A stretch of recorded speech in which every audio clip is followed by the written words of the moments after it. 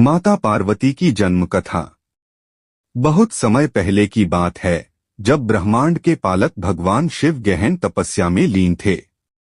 माता सती के आत्मदाह के बाद वे संसार से विमुख हो गए थे और कैलाश पर्वत पर जाकर ध्यान में बैठ गए थे। इधर उनकी अनुपस्थिति से सृष्टि का संतुलन बिगड़ रहा था। असुरों का अत्याचार बढ़ रहा था और देवता चिंतित थे कि शिव के बिना सृष्टि संचालन बाधित हो जाएगा। देवताओं ने भगवान विष्णु और ब्रह्मा जी से समाधान मांगा। तब ब्रह्मा जी ने बताया कि माता सती अब हिमालय राज की पुत्री के रूप में जन्म लेंगी और वे ही शिव से पुनः विवाह करेंगी। यह सुनकर देवताओं को राहत मिली। राजा हिमालय के घर देवी का जन्म धरती पर राजा हिमालय और उनकी पत्नी रानी मैना भगवान शिव के परम भक्त थे। वे शिव की तपस्या किया करते थे और उनके चरणों में श्रद्धा रखते थे। एक दिन नारद मुनि उनके महल में आए और भविष्यवाणी की, हे राजन, आपकी पुत्री का जन्म होगा जो साक्षात देवी शक्ति का अवतार होगी। वह महान तेजस्विनी होगी और उनका विवाह स्वयं भगवान शिव से होगा। समय बीता और एक दिव्य कन्या का जन्म हुआ। समस्त देवताओं ने प्रसन्न होकर आशीर्वाद दिया। कन्या का नाम पार्वती रखा गया, क्योंकि वह पर्वतराज हिमालय की पुत्री थीं। बाल्यकाल से ही वे असाधारण गुणों से युक्त थीं। वे बहुत ही रूपवती, तेजस्विनी और ज्ञान में श्रेष्ठ थीं। पार्वती की शिव में अटूट भक्ति। पार्वती बचपन से ही भगवान शिव की आराधना किया करती थीं। उन्हें शिवजी की कथाएं सुनना बहुत प्रिय था।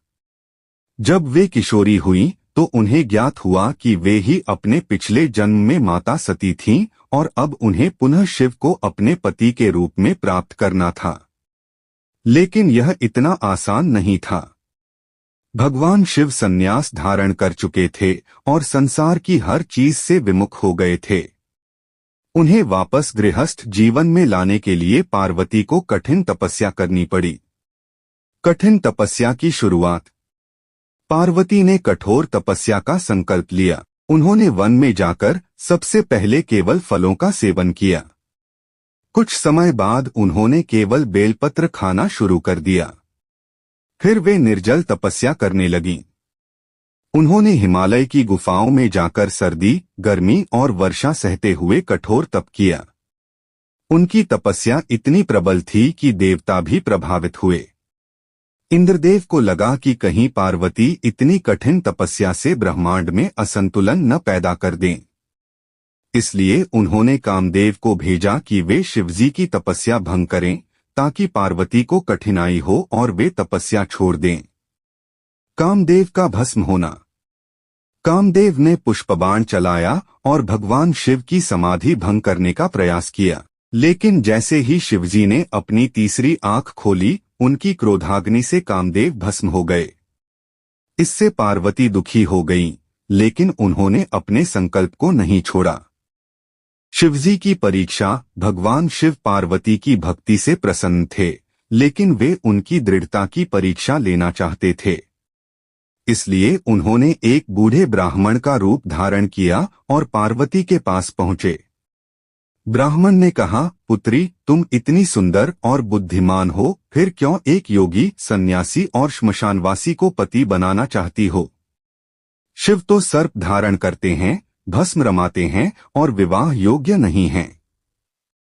पार्वती ने दृढ़ता से उत्तर दिया, हे ब्राह्मण देव, शिव ही मेरे आराध्य हैं। वे समस्त सृष्टि के स्वामी हैं, योगियों के राजा हैं और परम कृपालु हैं। मैं केवल उन्हीं को पति रूप में वरण करूंगी। ब्राह्मण के रूप में स्वयं शिव यह देखकर अत्यंत प्रसन्न हुए और अपने वास्तविक रूप में प्रकट हुए। उन्होंने पार्वती से कहा, हे देवी, मैं तुम्हारी भक्ति और प्रेम से प्रसन्न हूं। अब मैं तुम्हें अपनी अर्धांगिनी के रूप में स्वीकार करता हूं। शिव पार्वती विवाह। शिवजी ने सप्तऋषियों को हिमालय राज के पास भेजा और स्वयं भूतगणों, नंदी, गणेश, कार्तिकेय और सभी देवताओं के साथ शानदार बारात लेकर पहुंचे। यह विवाह पूरे ब्रह्मांड में उत्सव के रूप में मनाया गया। ब्रह्मा, विष्णु, इंद्र सहित सभी देवताओं ने इस विवाह में भाग लिया। माता पार्वती और भगवान शिव का वैदिक विधि से विवाह संपन्न हुआ। शिक्षा और संदेश। माता पार्वती की यह कथा हमें सिखाती है कि सच्ची भक्ति, प्रेम और तपस्या से असंभव को भी संभव बनाया जा सकता है। उनके अडिग संकल्प और समर्पण से हमें यह प्रेरणा मिलती है कि यदि हम किसी भी लक्ष्य को पूरी श्रद्धा और मेहनत से प्राप्त करना चाहें तो वह अवश्य पूरा होता है। हर हर महादेव। जय माता पार्वती।